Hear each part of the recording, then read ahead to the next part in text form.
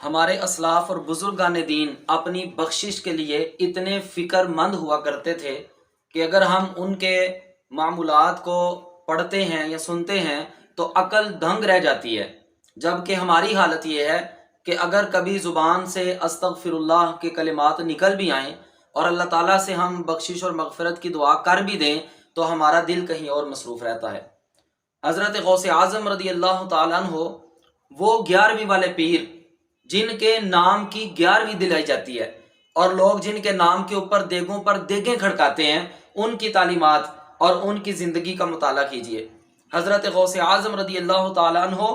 باوجود اس کے کہ سرتاج اولیاء قرار پاتے ہیں اور ولیوں کے سردار قرار پاتے ہیں، نبی اکرم صلی اللہ تعالیٰ علیہ وسلم کے محبوب قرار پاتے ہیں اور رب تعالیٰ کے محبوب قرار پاتے ہیں، اس کے باوجود ان کا حال کیا تھا؟ شیخ سعدی شرازی علیہ رحمہ نے ان کا ایک واقعہ کوٹ کیا ہے گلستان سعدی میں۔ وہ ذکر کرتے ہیں کہ حضور غوث پاک رحمۃ اللہ تعالیٰ علیہ کو لوگوں نے دیکھا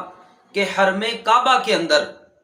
پتھروں کے اوپر اپنی جبین کو رکھ کر اپنے رب کی بارگاہ میں بخشش کی دعائیں کر رہے تھے، اور اسی سلسلہ دعا میں اور اسی سلسلہ گزارش میں اپنے رب کے حضور عرض کرنے لگے، اے خدا بندے بھی بخشائے، اے میرے رب مجھے بخش دینا، وَأَگَرْ مُسْتَوْجِبِ عُقُوبَتًا، اور اگر میں سزا ہی کا مستحق ہوں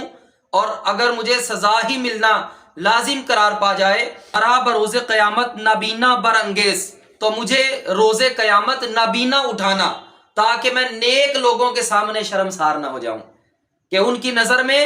تو میں غوث اعظم ہوں، ان کی نظر میں تو میں قطب و ابدال ہوں، ان کی نظر میں تو اللہ کا پیارا اور محبوب ہوں، لیکن جب وہاں پر مجھے ہی سزا ملنا شروع ہو جائے تو مجھے کس قدر شرمساری ہوگی۔ ایسا نہیں ہے کہ ان کو سزا ہی ملے گی معاذ اللہ، یا وہ گناہ گار تھے یا وہ رب کے نافرمان تھے، ایسی بات نہیں ہے۔ بات یہ ہے کہ انہیں اپنی بخشش کی فکر کتنی ہے۔